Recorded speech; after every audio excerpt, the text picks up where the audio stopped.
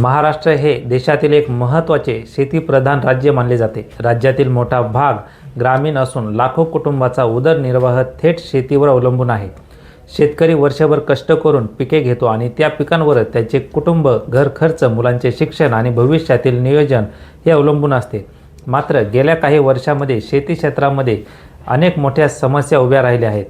कधी दुष्काळामुळे पिकांचे नुकसान होते, तर कधी अतिवृष्टीमुळे शेती पाण्याखाली जाते, तर कधी गारपिटीमुळे उभे पीक हे नष्ट होते। याशिवाय बाजारामध्ये पिकांना योग्य भाव मिळत नाही, ही देखील एक मोठी समस्या आहे।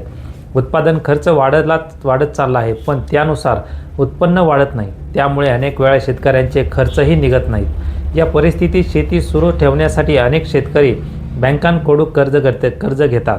बियाणे, खतं, कीटकनाशके, मजुरी, पाण्याची व्यवस्था आणि शेतीतील इतर खर्च भागवण्यासाठी कर्ज घेणे भाग पडते। परंतु पिकांचे नुकसान झाले किंवा बाजारभाव घसरला तर हे कर्ज परतफेड करणे अत्यंत कठीण होते आणि शेतकरी आर्थिक अडचणीमध्ये सापडतो। अनेक शेतकरी कर्जाच्या ओझ्याखाली दबले जातात आणि त्यांच्या मनात नेहमी एकच प्रश्न असतो की सरकारकडून कर्जमाफीची योजना कधी येणार आणि त्यांना दिलासा कधी मिळणार। याच पार्श्वभूमीवर राज्याचा नवीन अर्थसंकल्प सादर करताना सरकारने शेतकऱ्यांसाठी एक महत्त्वाचा निर्णय जाहीर केला आहे। त्यामध्ये राज्य सरकारने पुण्यश्लोक अहिल्यादेवी होळकर शेतकरी कर्जमाफी योजना ही जाहीर केली असून या योजनेअंतर्गत पात्र शेतकऱ्यांना 2 लाख रुपयांपर्यंतचे पीक कर्ज माफ करण्याची घोषणा केली आहे। या घोषणेमुळे राज्यातील लाखो शेतकऱ्यांना काही प्रमाणामध्ये दिलासा मिळण्याची शक्यता आहे, कारण अनेक शेतकरी पिकासाठी घेतलेल्या कर्जामुळे आर्थिक तणावात आहेत। त्यामुळे सरकारच्या या निर्णयाकडे मोठ्या संख्येने अपेक्षेने पाहिले जात आहे। मात्र या कर्जमाफीबाबत काही महत्त्वाच्या गोष्टी समजून घेणे गरजेचे आहे।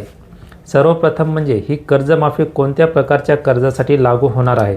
साधारणपणे शेतकरी बँकांकडून 2 प्रकारची कर्जे घेतात। पहिले म्हणजे पीक कर्ज आणि दुसरे म्हणजे टर्म लोन। पीक कर्ज हे मुख्यतः पिकांच्या लागवडीसाठी घेतले जाते, म्हणजेच बियाणे, खत, औषधे, मजुरी, पाण्याची व्यवस्था आणि पिकांची देखभाल करण्यासाठी। आणि दुसरे कर्ज म्हणजे टर्म लोन, हे प्रामुख्याने ट्रॅक्टर खरेदीसाठी, शेतीसाठी, यंत्रसामग्री घेण्यासाठी, वाहन खरेदी करण्यासाठी, घर बांधण्यासाठी किंवा इतर मोठ्या गुंतवणुकीसाठी घेतले जाते। सरकारने जाहीर केलेल्या कर्जमाफी योजनेअंतर्गत मुख्यत्वे पीक कर्जाचा समावेश करण्यात आला आहे। म्हणजे शेतीतील पिकांच्या लागवडीसाठी घेतलेले कर्ज या योजनेअंतर्गत माफ होऊ शकते, परंतु टर्म लोनला या कर्जमाफीचा लाभ हा मिळणार नाही। आता प्रश्न असा निर्माण होतो की या योजनेसाठी पात्र कोण ठरणार। यासाठी सरकारने काही निकष निश्चित केले आहेत। ज्या शेतकऱ्यांचे पीक कर्ज थकीत आहे आणि ते कर्ज परतफेड करण्यात अडचण येत आहे, अशा शेतकऱ्यांना या योजनेमध्ये प्राधान्य दिले जाणार आहे। विशेष म्हणजे 30 सप्टेंबर 2025 पर्यंत ज्यांचे कर्ज थकीत असेल अशा शेतकऱ्यांचा या योजनेमध्ये विचार केला जाऊ शकतो। मात्र त्यासाठी हे कर्ज 30 सप्टेंबर 2024 पूर्वी घेतलेले असणे आवश्यक आहे। म्हणजेच या कालावधीपूर्वी घेतलेले आणि अद्याप थकीत असलेले कर्ज या योजनेत समाविष्ट होऊ शकते। याशिवाय आणखी एक महत्त्वाचा मुद्दा म्हणजे नियमित कर्जफेड करणाऱ्या शेतकऱ्यांसाठीही सरकारने प्रोत्साहनपर तरतूद केली आहे। अनेक शेतकरी वेळेवर कर्ज भरतात आणि बँकेची देय प्रामाणिकपणे फेडतात। अशा शेतकऱ्यांनाही प्रोत्साहन देण्यासाठी सरकारने वेगळी तरतूद केली आहे। त्यानुसार नियमितपणे कर्जफेड करणाऱ्या शेतकऱ्यांना 50,000 रुपयांपर्यंत आर्थिक प्रोत्साहन दिले जाऊ शकते। यामुळे कर्ज वेळेवर भरणाऱ्या शेतकऱ्यांना देखील काही प्रमाणामध्ये फायदा हा होऊ शकतो। या कर्जमाफीची योजनेची अंमलबजावणी टप्प्याटप्प्याने केली जाणार आहे।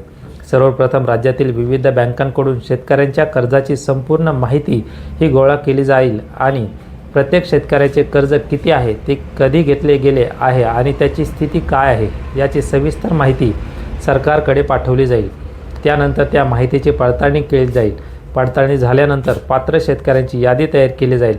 अंतिम यादी निश्चित झाल्यानंतर सरकारकडून संबंधित बँकांना थेट निधी देण्यात येईल आणि त्या माध्यमातून पात्र शेतकऱ्यांच्या खात्यातील कर्ज हे कमी केले जाईल। या प्रक्रियेमुळे कर्जमाफी पारदर्शक पद्धतीने राबवण्याचा प्रयत्न करण्यात येणार आहे। या योजनेचा मुख्य उद्देश असा आहे की खऱ्या अर्थाने शेती करणाऱ्या आणि आर्थिक अडचणीत असलेल्या शेतकऱ्यांपर्यंत मदत ही पोहोचली पाहिजे। अनेक वेळा असे दिसून येते की जमिनीचे मालक शहरात राहत असतात आणि प्रत्यक्ष शेती इतर लोक करत असतात। त्यामुळे अशा परिस्थितीमध्ये योग्य पडताळणी करून पात्र लाभार्थी निश्चित करण्यावर सरकार भर देणार आहे. एकूणच पाहता ही कर्जमाफी योजना राज्यातील शेतकऱ्यांसाठी दिलासादायक ठरू शकते. मात्र काही तज्ज्ञांच्या मते कर्जमाफी हा कायमस्वरूपी उपाय नाही. शेती क्षेत्रातील मूलभूत समस्या सोडवणे अधिक महत्त्वाचे आहे.